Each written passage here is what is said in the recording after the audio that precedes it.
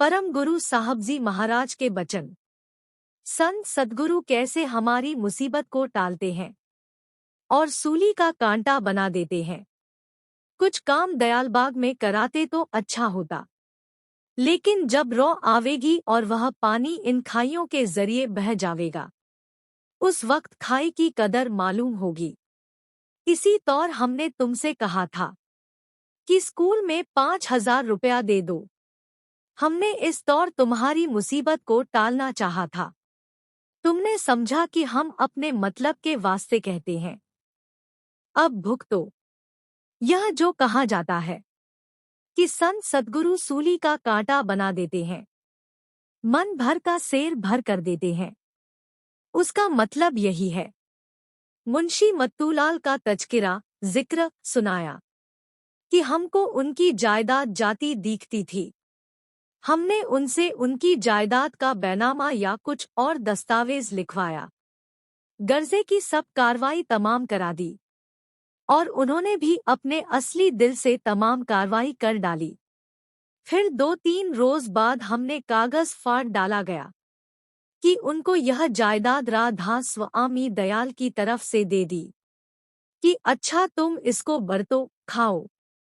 बाद में उनके ऊपर वह दावा हुआ, वह जायदाद उस वक्त उनकी तो थी ही नहीं, राधा स्वामी दयाल की थी। वह मुकदमा जीत गए और जायदाद उनके पास रह गई। फिर कुछ जिक्र इस तौर पर हो पड़ा। जमादार ने कहा कि पहले हुजूर की ज्यादा दया थी, हिम्मत न पड़ी। इस पर बाद में कम देखी, इसलिए कहने की जुर्रत फरमाया कि तुम यह समझते हो कि अब हमारी सत्संग में इज्जत जाती रही। दरअसल यह आव भगत का बर्ताव कुछ अरसे ही निभ सकता है, हमेशा यह तरीका नहीं रह सकता। सत्संगी के कर्म बगैर ताड़ मार नहीं कट सकते, वह तरीका एक न एक रोज अख्तियार करना पड़ता है।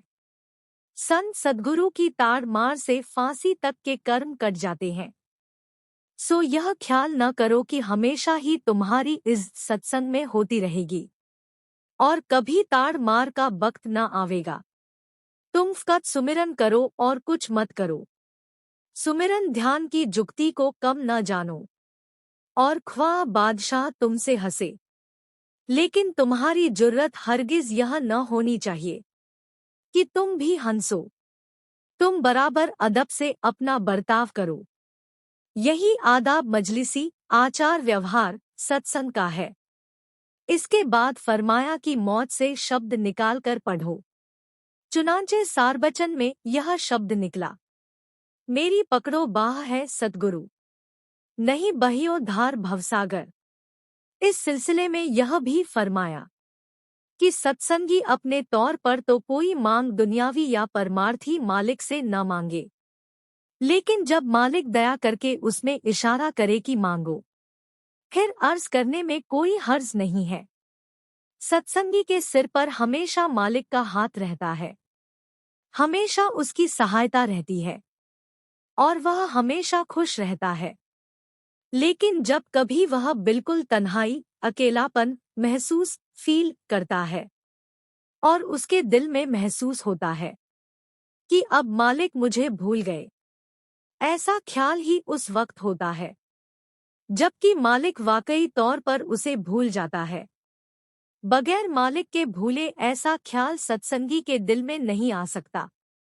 अगर किसी किस्म की तकलीफ होवे या घर में कोई बीमार होवे और संत सद्गुरु से इस बारे में दरख्वास्त करना होवे, तो इस तरह करे कि हे दाता, अगर हुजूरी मौज को मंजूर है तो यह तकलीफ या बीमारी दूर हो जावे, वरना मेरी चाह बंद हो जावे।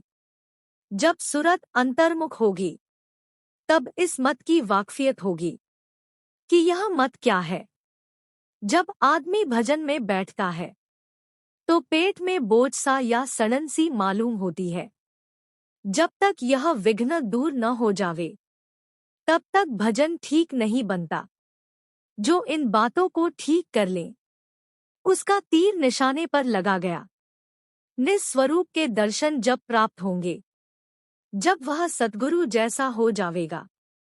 जीव जब तक अपने को अच्छी तरह दीन न बना लेवे, अपने मन को निर्मल न कर ले, जबरदस्त चाह दर्शन की न होवे और बेकसी की हाल न हो, तब तक सद्गुरु उस जीव पर दयाल नहीं होते। मन की चाल से हमेशा बचे रहना चाहिए। जब तुम मन का स्वरूप देखोगे, बड़े डरोगे और भागे भागे सद्गुरु के पास आओगे और कहोगे, इस मन को पकड़ो और मारो, मुझे इससे बचा लो। सद्गुरु स्वरूप क्यों नहीं जमता? अगर किसी और स्वरूप का ख्याल किया जावे, फौरन जम जाता है। जवाब लोग सत्संग में बैठकर सो जाते हैं, या जिस तरह मन सद्गुरु सुमिरन व ध्यान में बैठ जाते हैं, लोग भी मन की तरंगे लेकर बैठ जाते हैं। संत सद्गुरु समर्थ है। वह जरा सा अंतर्ध्यान हुए मालिक के धाम में पहुंच गए। उनकी नकल करना जीव का काम नहीं है। हर एक जीव का फर्ज है कि जब संत सद्गुरु सुबह के वक्त सत्संग में विराजमान हो, तो सिपाही की तरह खबरदार होकर आंख खोलकर उनकी तरफ देखता रहे। आप अपने हृदय में या पॉकेट बुक में नोट कर लेवे कि जो दुनिया के भोग आपने भोगे हैं या संसारी लोग भोग रहे हैं, उनको देखकर भोग की चाह उठाना सत्संगी का काम नहीं। हरगिज हरगिज संसारी भोग की चाह नहीं उठाना चाहिए। बड़ी होशियारी से रहना चाहिए। कौन कौन बातें बड़ी समझनी चाहिए। अव्वल संत सद्गुरु की दया को अपरंपार समझना चाहिए। दोयम जो रास्ता हमने तय करना है, वह बड़ा दूर दराज और बड़ा ही कठिन है। सोयम दुश्मन अंतरी और बाहरी को बड़ा समझना चाहिए। हमेशा डरते रहना चाहिए। चहारम चौथे, जो जीव दुनिया में कोई बड़ा काम करता है, उसको बड़ा समझना चाहिए। अपनी उम्र को हमेशा कम समझना चाहिए। मतलब यह कि वृथा न गंवाना चाहिए। अम्यास में जो तजर्बे हासिल हुए, उनको बहुत थोड़ा समझना चाहिए। अपनी अक्ल और बुद्धि को सबसे तुच्छ समझना चाहिए। दुनिया में मनुष्य कौन है और नरपशु कौन है? आप देखते हैं कि चिड़िया, कौवे वगैरह सुबह होते ही अपने खाने पीने की दौड़ धूप करते हैं। इसी तरह से इंसान भी सुबह उठकर जरूरी कामों से फारिग होकर अपनी दुकान पर या ऑफिस में जाता है, रात को खाकर सो रहता है। सब जगत इसी तरह करता है। यह इंसान नरपशु है। जो इनसे बढ़कर बुद्धिमान इंसान है, वह खोजी परमार्थी कहलाते हैं। दुनिया के कामों से फारिग होकर कुछ समय निकालकर सोचते हैं कि हम क्या हैं और किस काम के लिए दुनिया में आए हैं और हमको बनाने वाला कौन कारीगर है। उसकी तलाश करनी चाहिए। उसकी खोज में लगते हैं और ऐसे पुरुष की तलाश करते हैं जो उनका भेद बता सके। उनके मिल जाने पर उनके चरणों में लगकर साधन करते हैं। इन दोनों किस्म के जीवों में यह फर्क है कि पहली किस्म के मिसल गाय भैंस के खाना और उजाड़ना जानते हैं, दूसरी किस्म के बोना और काटना जानते हैं और खोजी और परमार्थी कहलाते हैं, जो दर्शन सद्गुरु स्वरूप के होते हैं या कोई तजर्बा हासिल होता है। जब हो तो मालिक का शुक्राना अदा करना चाहिए, मगर इस पर ही बस न होना चाहिए। जिस वक्त दर्शन हो उसी वक्त सद्गुरु से प्रार्थना करनी चाहिए कि निज स्वरूप का दर्शन होवे। उस वक्त जो मांगा जावे मिलता है। मांगने का मौका वही होता है। जब तक निज स्वरूप के दर्शन न हो, पुकार और प्रार्थना करते रहना चाहिए। स्वामी दयाल ने दया से अवतार धारण किया और मुफ्त में परमार्थ की दौलत लुटाते हैं। राधा स्वामी नाव लगाई चढ़ उतरो बिंदाम। एक सत्संगी ने अर्ज की, हुजूर फरमाते हैं, कि कम खाना खाने से अभ्यास दुरुस्त बनता है। हमसे तो भूख की वजह से भजन नहीं बनता, फरमाया कि जो भजन में रस लेना चाहते हैं उनको कम खाना चाहिए। खाना भूख की मिकदार, परिमाण क्वांटिटी से कुछ कम खाना चाहिए। आहिस्ता आहिस्ता एक रोटी पर ले आए, फिर एक रोटी से एक वक्त का खाना कर देवे। जिस तरह तन को आदि अभ्यस्त बनाया जाता है, उसी तरह मन को भी बनाना चाहिए। भक्ति किसको कहते हैं? भक्ति का एक अंग सेवा है।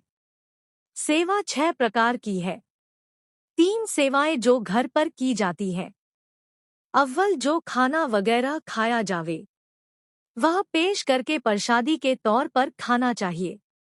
दोयम सुमिरन, ध्यान, भजन और पोथी का पाठ बाकायदा रोजमर्रा हर रोज करना चाहिए। सोयम सत्संग की हाजिरी की ख्वाहिश उठाना। प्रेम और बिरह के साथ हर वक्त मालिक से रिश्ता लगा रहें। प्रेम और बिरह की डोरी टूटने न पावे, इसको पूर्ण भक्ति कहते हैं। मालिक जो काम करता है वह सिर्फ सत्संगियों के लिए ही नहीं करता, प्राणी मात्र के लिए करता है। इसे छोटा काम न समझना चाहिए, यह बड़ा काम है। संत सद्गुरु जब हंसी से भी बात करें, उसको हंसी न समझना चाहिए। सच ख्याल करें, हंसी न ख्याल करें। अगर जीव को निज स्वरूप के दर्शन नहीं होते, तो सद्गुरु स्वरूप को ही निज स्वरूप समझना चाहिए। निज स्वरूप के दर्शन जब प्राप्त होंगे, जब वह सद्गुरु जैसा हो जावेगा,